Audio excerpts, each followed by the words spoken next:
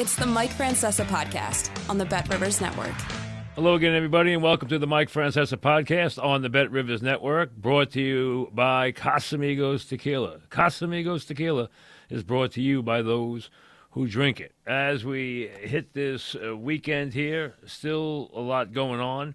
Let's start with the Rangers, who after this terrific season, wonderful regular season, so many come-from-behind victories, all the things that have happened so far, they now will go to Florida on Saturday facing elimination, or, if you like, double elimination. They have to win games 6 and 7 to keep their Stanley Cup dream alive against a Florida team that is deep, consistent, physical, well-coached, and has a goalie who has substance, unlike the Carolina series.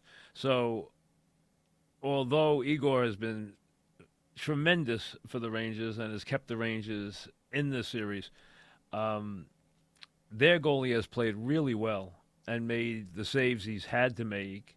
Hasn't been as good as his counterpart, but has been very close. And very close has been good enough. So the Rangers, not out of this by any stretch. As I said to you the other day when it was 2-2, I didn't think home ice was going to mean anything. I still don't think it does. I think the Rangers have as good a chance to win in Florida as they do in Madison Square Garden.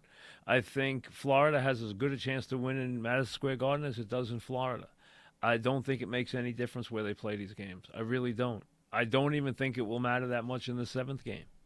These are two very, very good teams. But from what I've seen so far, Florida's a little deeper. They're bigger. They're more physical.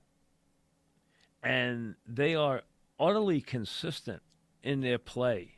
And it's just like they just keep churning out the same level of production the entire game. And the Rangers cannot keep the puck in their zone. They can't get it there enough. And this is a very hard team to beat when they have a lead. They're very, very good at playing from in front. And they seem to control these third periods very well with their physical nature. And they're an edgy, tough, very well coach group. I'm very impressed with their coach. I have been. I wasn't aware that he was as funny and really just an unusual character. He deadpans a lot. I've watched his press conferences in this series, and he's a clever guy. He's a very good coach, clearly, but he's also a very clever guy, and he's actually, in a very deadpan way, funny. He really is. And his team seems to have his nature in that they're very, very consistent. They don't get rattled. They play the same way a lot. I mean, and the one thing I would notice is, now their top players have been really good, and they've been good on the power play, and they've not been great on the power play. The Rangers continue to score shorthanded goals, which is amazing. Getting another one last night. But their big players have scored, have made big plays, but they get more consistency throughout the lineup than the Rangers do. And they're bigger, and they're stronger, and their play along the boards has been sensational. And this is going to be a hard chore. I mean, the Rangers are capable of winning this, but it's going to take a lot. It really is, to beat this team back-to-back games. They might beat them Game 6 and lose Game 7. That could definitely happen in this series. That wouldn't surprise me in this series even a little. So like I said, I don't think it matters at all where these games are played. And these games are going to have the same kind of feel that they've had throughout. They're going to be very close. They're going to be, for the most part, one-goal games. There's a very good chance they have overtime. And it's just the way this whole series has been played. Now, last night I thought the Rangers had the puck more in their offensive zone than they have in the whole series. Maybe game 2 they had it as much. I'd have to look at the numbers. But last night they clearly were better. And they got their bigger players into the action. Panarin was more active, Kreider scores. Zibanejad got one late, but that was not that big a deal at 3-1 after the empty net. But the Rangers are going to have to play better, and I think what Florida has done is I think they've worn them down. I think they knew that this series would be a war of attrition, and I just think they feel that they have. I get the idea from them that they feel they've taken command physically in the series. We'll see if that's true. The one thing I would say about Game 6 is this, and the Rangers that we know have come from behind a lot this year, and come from behind in an amazing fashion. But I wouldn't try it in Game 6 in their building. I would not try it. I wouldn't want to go into that third period losing. I think the Rangers need to play Game 6 from in front. That's the one thing I would say, or even I don't think they can play from behind in this series anymore. And because I think the other team's too physical. And I think the other team has a physical edge. It reminds me a little bit of when the Rangers went to the Cup Finals and lost. The Kings had a physical advantage. They were much better at center, but they had a physical advantage. And I think this team I just think they're bigger.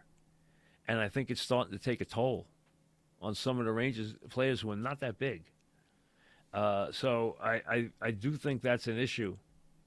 And I think the one thing that the Rangers may have to do is they may have to rely on what they feel are their fresher players more in these games, because I think some of their big players have worn down in the series. I think Fox has been worn down. I think some of the other guys have been worn down in the series too, and I think it's taken a toll. But hey, Game 6, Rangers have had an amazing season. They still have a puncher's chance here. It's not going to be easy. Not going to be easy to beat this team, which is every bit as good, if not better. And I would say right now, to the naked eye, they're a better team than the Rangers. But the Rangers still have a chance to win, and I wouldn't be surprised if they won Game 6. I wouldn't be surprised if they won Game 6 and lost Game 7. Nothing in the series would surprise me, but I don't think, and I said it from the beginning, I didn't think home ice was going to matter in the series, and it hasn't. The NBA Finals will begin in a week, which is a disaster for the NBA. An absolute. I know they can't do anything about it. I know they want to schedule it. See, they don't know what city these things are going to be played in. It's not like the Super Bowl. But the idea, I understand why they're doing what they're doing, but I think it really hurts their product, and it really hurts the marginal fan for him to make it appointment television when the finals begin. Because, first of all, the Celtics the Indiana beat up a beat-up Knicks team, and then the Celtics beat up a beat-up Indiana team. Once Halliburton went out, you knew that series was not even going to be it wasn't going to be competitive anyway. They were going to lose in 5 or 6 games, but you knew it was over once Halliburton went out. Now the other series goes 5 games. You have a interesting final in that you have 2 of the best players in the sport, 2 all first-team NBA players on the respective teams, in Luka and Tatum. Tatum's not Luka, but he's still an all-NBA player. We don't know if Porzingis is going to play. That would be interesting. I think Porzingis makes them better, but they have learned to play without him. And obviously that's meant a lot more minutes for Horford. But I don't know what's up with Porzingis. The Celtics have the home court advantage. The Bet Rivers odds are substantial for the Celtics. The Celtics are 220 favorites to win the series. So they're better than a 2-1 favorite to win the series. I think the Mavs are live because I think, although I'm not an Irving fan, I've never, ever doubted his ability. I don't like anything else about him. I don't like him personally. I don't like his act, but I think he's a terrific player on the court. And their 1-2 is better than the Celtics 1-2. Now, their role players are not nearly as consistent as the Celtic guys are. That's going to be an issue. And how those guys, Doncic's what he's going to do, okay? What you don't know, again, it's the same thing. He's going to score 30 points a game. The question is he going to do it on this many shots or that many shots? The efficiency with which he gets his 30 to 35 points is going to be the key. I mean, you're going to see a lot of threes in the series. You know that because in a big game, Doncic's going to take 10 threes. Irving could take 10 threes. You know that the Celtics are going to take a ton of threes. The threes is their game.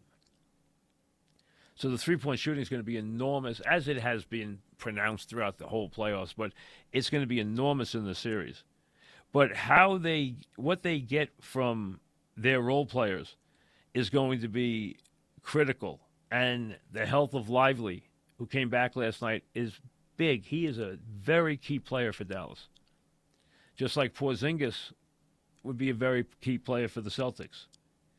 And what they get out of Washington and what they get out of Jones is going to be critical for the Mavericks. Mavericks have a chance. I don't trust the Celtics, number one. Number two, the best player on the floor is Doncic. The best 1-2 punch is Dallas's. And the Celtics always have a game at home where they just don't show up. It happens every time. And having a player like Luka, Luka's one of the top two, you might argue top three, but top 2, 3. Some people might even put him first. I wouldn't. I put Jokic ahead of him, but he's one of the top 2 players in the league. He averaged 32 and 9 and 8 or whatever he averaged in this last series. He's a triple-double waiting to happen. He can score 40 points any night out. So you know he's going to score. So you know he's going to score more than Tatum's going to score. Tatum can have really weird nights. Doncic's not going to have a night where he doesn't score. If he's in the 20, it's a weird game. He's going to be 30 most nights. I mean, last night he had 30 in the first half. He wound up with 36, but he had, the game was over. He had 30 in the first half last night. He had 20 in the first quarter. Now back to and we got plenty of time to spend on this series because it doesn't start for a week, but here's the problem. I understand why they do it, but you're coming off a sweep in the Eastern Conference. You're coming off a 5-game series in the Western Conference. You have had no drama. You haven't had any drama since Denver played Game 7 or the Knicks played Game 7. You've had nothing. You got nothing out of the conference finals. You had to play 8 games. You only played 9. So you got no build-up, no drama going towards the final. Now, you're giving people, as the weather moves into summer, and people's schedules change and everything changes as it does in June, you're now having no basketball on for a week. So that rhythm you've gotten into, even if you're a marginal fan, is there's basketball every night in the playoffs. Now there's not any basketball for 7 days. The series haven't drawn well anyway. And now you had no drama in the conference finals, and you have a week off. This thing is going to get lost. These ratings for the NBA Finals are going to be terrible. This is, if I were in the NBA office, I'd be jumping up and down saying, this is the worst thing that could have possibly happened to us, is to have a week off right now. We are going to go into these finals with no momentum. None. While the Stanley Cup finals have been, and the conference finals have been tremendous. And we're heading towards Game 6 and maybe Game 7. And the other series is 2-2. And all these Stanley Cup games are one-goal wars. And overtime half the time. And very exciting. I mean, let's be honest. If you're fair as either a television person or a sports person, the NBA Finals, the NHL Finals completely blow the NBA playoffs away. I mean, the product is so much more exciting. It's ridiculous. It's not even close. And I'm not trying to say hockey's going to replace basketball in this country. It's not going to ever happen. But as a product, it's not even close how much more exciting and dramatic the Stanley Cup playoffs are. And they're heading towards a tremendous, tremendous finish in both their series. And then probably a really good final. I understand Dallas has suffered a severe injury, which we'll have to wait and see how that plays out. But, hey, you're headed towards a terrific finish to this NHL season. And you're just getting into the deeper part of the games right now. You got Game 6 tomorrow night with the Rangers. You got a Game 5 tonight out west with the series tied 2-2. So, not good for the NBA. I think just an utter scheduling disaster. Mets win last night after all their nonsense the night before. I got to be honest with you. If they got rid of Lopez because he was bad, that's one thing. I would not have gotten rid of him for throwing a glove in the stands. That's not a reason for dismissal. I understand you're sending a message, and everyone thought he called the team terrible when he was really, supposedly now, it sounds like, talking about himself. It just didn't come out right. But I thought it was overdone that he's dismissed from the team. For throwing his glove in the stands? Hey, come on. People have done worse things. I could definitely see that happening to a passionate player. I mean, how many times have you seen players, beat up water coolers, break bats, throw tantrums? From everyone from Mickey Mantle to Paul O'Neill, go down the line. The guys who would kick water coolers and kick their glove. I remember Mantle once kicking his glove all the way out. I was at a game, one of the few games I went to as a kid. Mantle had a terrible afternoon game. Who knows what he was doing Saturday night? It was a Sunday afternoon game. And the Yankees were playing the Indians, and Mudcat Grant was pitching for the Indians. And Whitey Ford was pitching for so that's a really good pitching duel. Because Mudcat Grant, you might not know the name, but he was a really good pitcher. And Whitey Ford was obviously Whitey Ford. So you had a game, the Yankees were winning. Indians weren't any good. The Yankees were the Yankees. This was like circa 1963 or 62. I'm not even sure which year it was, but it was early. And one of the rare times I'm at a game. And it's a Sunday afternoon game, and Mantle struck out his first couple times up. And now they threw him his glove as he's going back out to center field, and he kicks his glove, and kicks his glove all the way back into the outfield. And I'm watching him as he kicks his glove through the infield, back into the outfield, and now he's kicking his glove all the way back out into center field. Who cares? It was Mickey Mantle. We saw Paul O'Neill throw how many tantrums? We've seen guys break bats over their knees or break bats in half. So the guy threw his glove in the stands. I don't think that's that big a deal.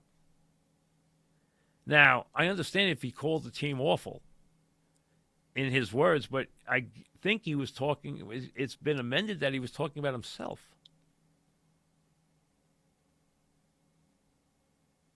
Now, if he got rid of him because he had a good April and a bad May and you didn't want him, that's a different story. But the Mets had their meeting, which means nothing. Lindor came out and was the big spokesman and everything the night before.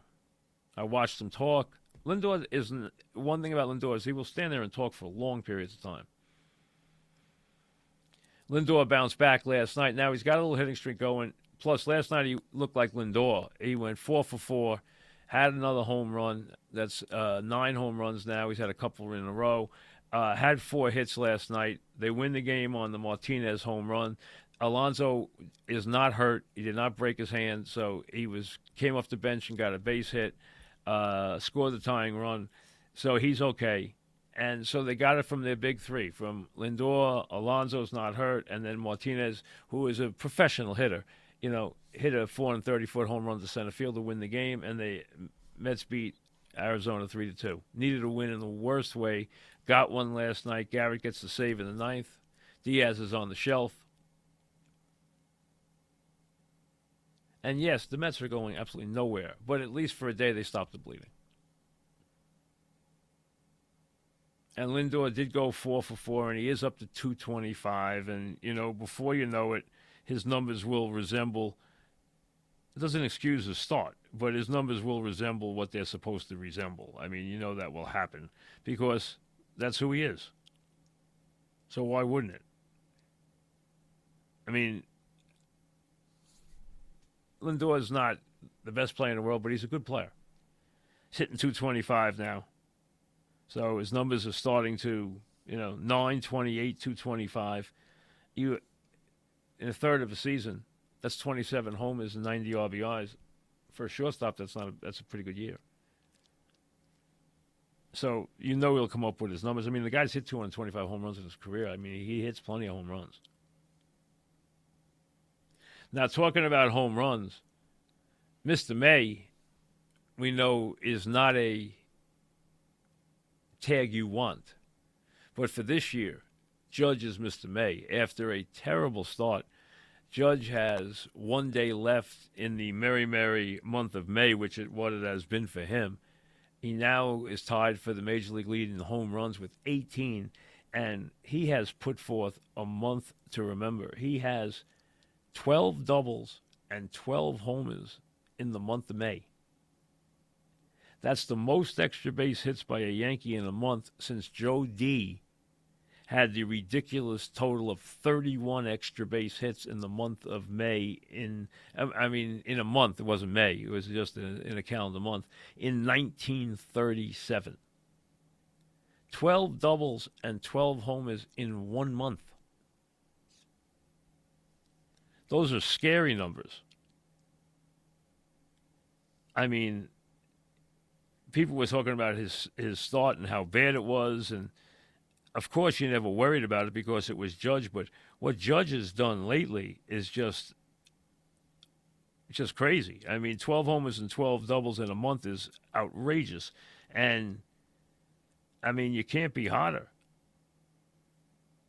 He's got 4 home runs in his last 25 at-bats. In his last 15 games, he's 20 for 52 with 8 homers and 14 RBIs.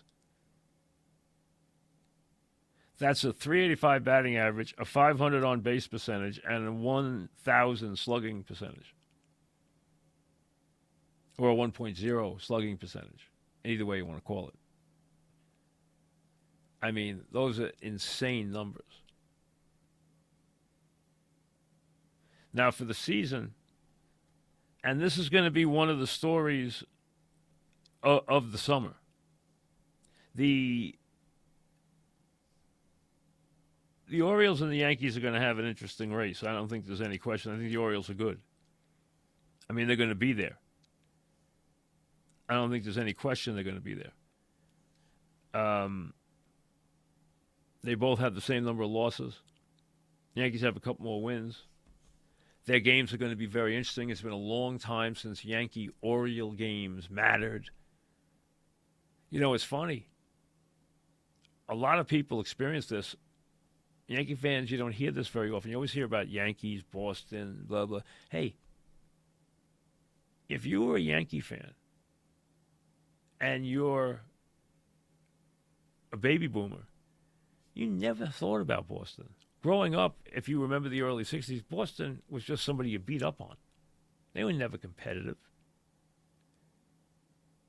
All right, they won in '67 when the Yankees were terrible. When they came from ninth place, the impossible dream, lost the seventh game to the Cardinals. But if you grew up in those days and you went through the Yankee lean years, the team you hated was the Orioles, because the Orioles, once they got Frank, as in Robinson, to go with Brooks, as in Robinson, to go with Boog Powell and all the rest, whether you're talking about Davey Johnson, Elrod Hendricks, Don Buford, go down the line, Etchebarren, it doesn't make, I can go through the whole team for you. They murdered the Yankees. And they didn't just beat the Yankees. They embarrassed the Yankees. They used to come in and just absolutely embarrass the Yankees. The Yankees played a couple of years at Shea.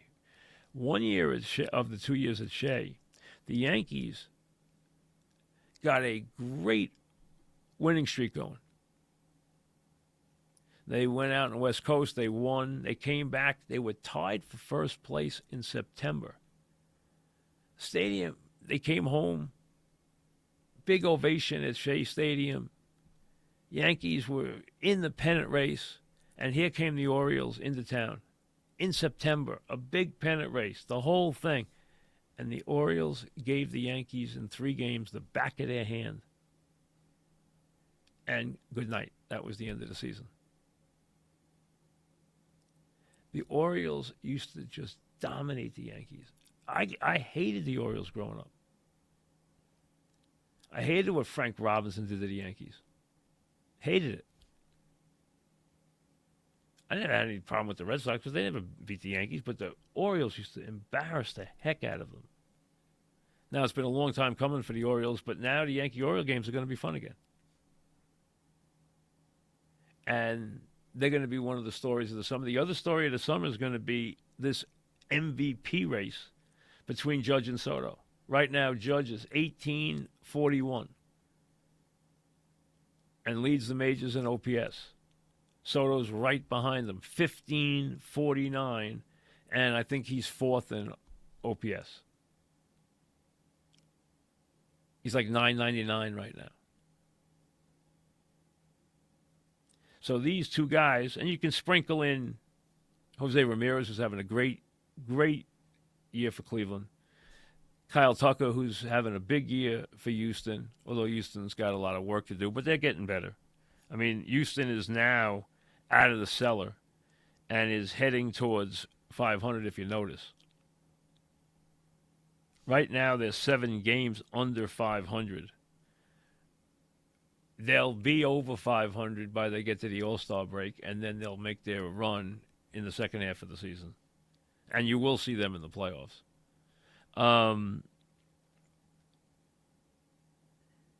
So Tucker's had a big season.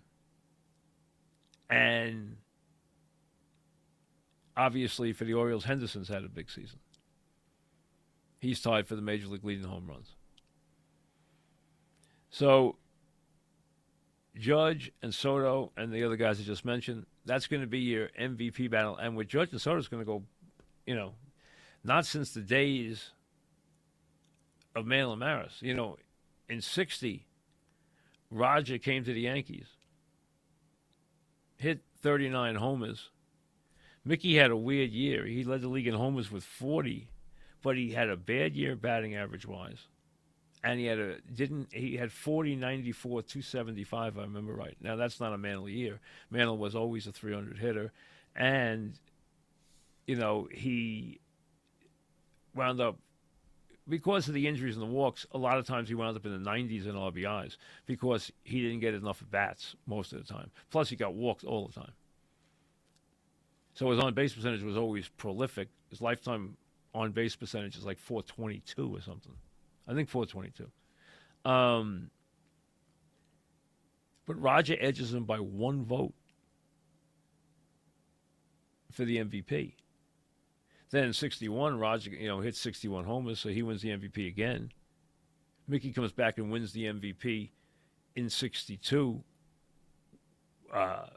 while playing only 120-something games. He won the MVP. 30, 89, 321. Almost won the batting title. Fought Pete Runnels the last week for the batting title. But the Yankees won something like 70-something% of the games that he started. So he got the MVP. So you had Mantle in 56, Mantle in 57. You had Maris in 60, Maris in 61. Mantle comes back in 62. If you look at like a 10-year string there, Mantle was usually 1, 2, or 3 in the MVP voting for like 10 straight years in the American League, except for 63 when he broke his foot. And he was having a really good year when he broke his foot on June 5th in Baltimore. He was off to a very good start. But in 64, I thought he could have been the MVP. They gave it to Brooks. Mantle's last big full year, 35, 111, 303. They went independent by a game over Baltimore and Chicago, but Brooks won the MVP. So that could have been his 4th. He lost a couple by 1 vote. He finished second, I think, for the MVP 3 times, and he finished in the top 5. I think he won 3 and finished in the top 5 times, and finished second, I think, 3 times, maybe even 4 times. I think 3 times. The point is, you're going to have that kind of battle this year. This could come down to 1 vote. It could be that close for the MVP with these two. Either one's going to be the favorite. They're both going to get an enormous amount of attention, and it's going to go right down the wire. Now, I don't think Soto's going to hit as many home runs as Judge. I don't think he will. I think Judge will hit more home runs. If he's healthy, I think he'll hit more home runs. Soto, I would think, would have a higher batting average, and a higher on-base percentage, but, their numbers are going to be very comparable. Right now it's 15-49, 18-41. But their battle for the MVP is going to be fascinating down the stretch of the season. To go with, and in this day and age, it's a lot different than when it was happening in 60, 61. People didn't really pay attention to it like they do now. Now it will be a big issue if they're battling down the stretch as to which one is. You're going to see a lot of things in September about who had the better season, who was more valuable to the team for the season. And it's going to be very close because they're 2 of the top couple of players in all of baseball. I mean, you can make Judge 1. I have no problem with that. But Soto's right there. Absolutely right there. So he comes off this amazing May with 1 game to play, 24 extra base hits, which is an incredible month. He has been on a tremendous streak. And you think about where he was early in the season to now have a major league leading or tying 18 home runs this early in the season. So he's off and flying, as a matter of fact. As are the Yankees, who, have been very hot of late. Now, the Yankees did suffer a blow because Clark Schmidt's hurt. He goes to the shelf. They got a very good year out of him so far. Heel has been unbelievable. He's 7-1 with a 0.95 whip. He's been just tremendous. I mean, he's been one of the best pitchers pound for pound, he's been one of the best pitchers in all of baseball so far. You know, the surprise years by a couple of guys, you know, who have really, you want to say, bounced back or, you know, have had tremendous years. Seth Lugo's had a tremendous, tremendous start. You know, he's got a 1.72 ERA. He's got, I think Lugo has 9 wins. Sale has been unbelievable. You know, a lot of people gave Sale up that he was done. He's had an incredible year. He's 8-1 right now. He's had a tremendous start. You know what kind of stuff he's always had. That's never been an issue as to what kind of stuff he has. He's pitched really, really well so far. You know, he's had really a tremendous start to the season. So you have to be very impressed with what he's done. If you look at whip, you got Suarez, you got Sale at 0.85, Glasnow at 0.91, Heel at 0.95, Zach Wheeler at the same number. So how about Seth Lugo with just a tremendous season, Sale with a tremendous season, Heel with a tremendous season so far at 7-1. With just a great start. But now the Yanks, who have gotten a lot, I mean, they really have. Their pitching's been surprisingly good. Without Cole, it's been surprisingly good. Their starting pitching has been so ultra consistent. And I've told you my issues with Holmes. I do worry about the back of the pen in big games for the Yankees. And now let's see. I also have thought that the pitching was doing better than I thought it would do for the long term. So maybe it was going to come down to earth a little bit. Now they get the injury to Schmidt. That's another hit. I don't know when Cole's coming back.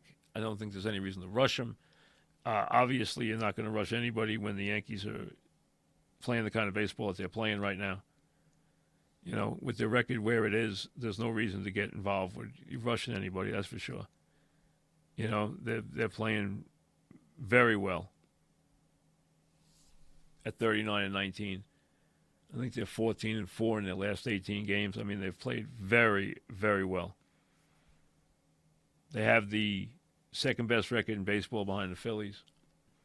It's amazing the year Cleveland's had. I don't know who I'm more surprised by, Kansas City, who a lot of people thought was going to be improved this year, and clearly are, or Cleveland.